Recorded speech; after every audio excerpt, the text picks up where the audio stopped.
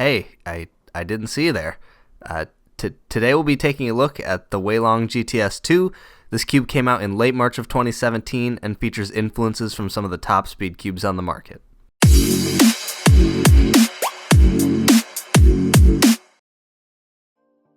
The WeiLong GTS2 is the successor to the original GTS and is the fourth cube in the WeiLong lineup. The WeiLong line of cubes has been used to set many records. Drew used the GTS to break the 4.76 NAR 3x3 single, and Max Park used it in the 10.59 OH world record average. Other cubers such as Gianfranco and Antoine Canton also used the GTS as their 3x3 main. The packaging for the GTS2 is actually quite nice. It includes this nice looking magnetic box, which I found myself playing with quite a bit, and inside you'll find the cube along with Little Team MoYu cards of some of the MoYu members. The GTS2 is $20 compared to the original GTS, which was $17, and the size has also been reduced to 55.5 down from 56.5, and it now weighs 80.2 grams. They've also opted to go for a slightly darker blue on the GTS2 compared to the V1, and they're now using Oracal stickers which are thinner and more durable. The GTS2 has a few new design features which separates it from the GTS1. One very obvious change is the split piece design, which now allows for the production of stickerless versions. Another big change was the addition of wings on the edges. These wings interact with the corner stocks and create a lot more surface area of contact. This sets it apart from the GTS1, which has a tapering corner stock that only touches the edge at one small point. Additionally, the GTS2 features two indents on the edges, here and here. This is one more than the GTS1, which only has one indent. The edge of the GTS2 also has a ridge, which can be observed here. Lastly, moving on to the corners, we can see that the corners in the GTS2 have lost the slit grooves. This, combined with the uniform corner stock that we explored earlier, gives the pieces a lot more contact.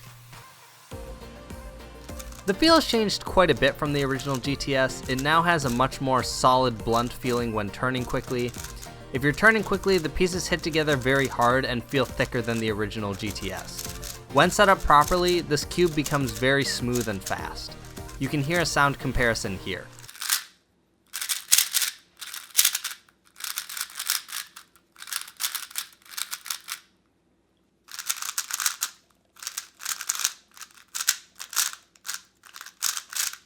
It can corner cut over 45 for normal cuts and near line to line for reverse, which has been the standard for high performance 3x3s. The cube still has the squared off corners to prevent corner twists just like the original, and we found that it does a great job doing that. Pops are not an issue with this cube. In fact, when the cube is on tighter tensions, it's actually kind of hard to get a piece out of the cube. Now that we've gone over our general information, let's hear from our testers. I've been using the GTS2 M as my main for quite some time now, so when I heard the GTS2 was coming out, I was really curious what they would do to improve upon the V1. The feel has changed quite a bit, and it's now a lot more similar to a Volk. To me, it's kind of like a Volk that isn't as hollow, and the pieces glide across each other a little bit easier. I'm currently using a magnetic version of the GTS2, and I found that I like the magnetic version more than the stock. The magnets help add a little bit of stability to the puzzle that it doesn't really have without them. The puzzle isn't bad without them, but I think in general I much prefer having magnets rather than not having magnets. My cube was lubed with Traxxas 10K and then DNM 37. Within the first day or two of having the cube, I got a 6.58 PB average of 5, which was also my first sub 7 average of 5. I don't know if that was the cube or just me having a really good day, but either way, it was a PB that I set on this cube. One thing that I do miss from the GTS1 is that the outside of the puzzle felt a bit more bubbly and round. The GTS2 feels a bit more squared off. Nothing that hurts performance of the cube, but it was just something that felt kind of nice in the hand with the version 1. Overall, I really like the GTS2. I haven't decided if it'll be my main yet, but since I've got the cube, it's the only 3x3 that I've used, so I have a feeling it has a pretty high chance of being my main. Hey everyone, this is Phil.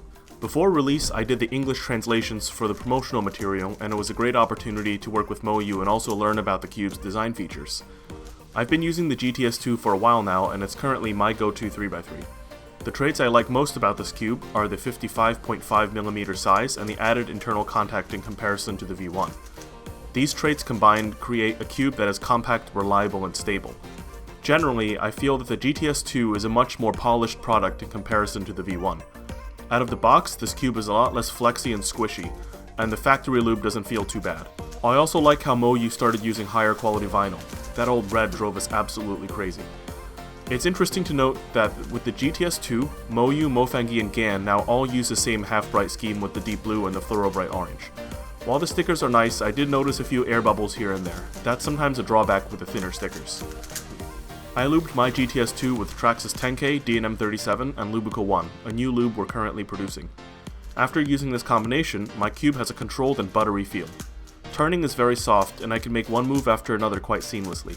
I don't overturn, and my transitions between steps and my solving method have improved a little. If the feel is still a little too flexy, some weak magnets will help a lot. Another thing I like about this cube is that it's quite good for one-handed. I used the mini WeiLong for a long time, and also the Valk 3 for a bit, but the GTS2 suits my one-handed needs much better. The nice weight behind rotating a layer lets my fingers follow through more. I'm glad there's a modern 3x3 that I really like for OH now. All in all, this is a very nice cube and a great improvement over the V1. MoYu definitely thought this one out. The packaging, design, and function are all there. Quite a good cube in my opinion. Hey guys, this is Lucas here. A few weeks before the release of the MoYu WeiLong GTS2, I received a stock version and a magnetic version set up by TheCubicle Labs. I've done a lot of testing on both cubes, so I feel that I am pretty qualified to discuss each one.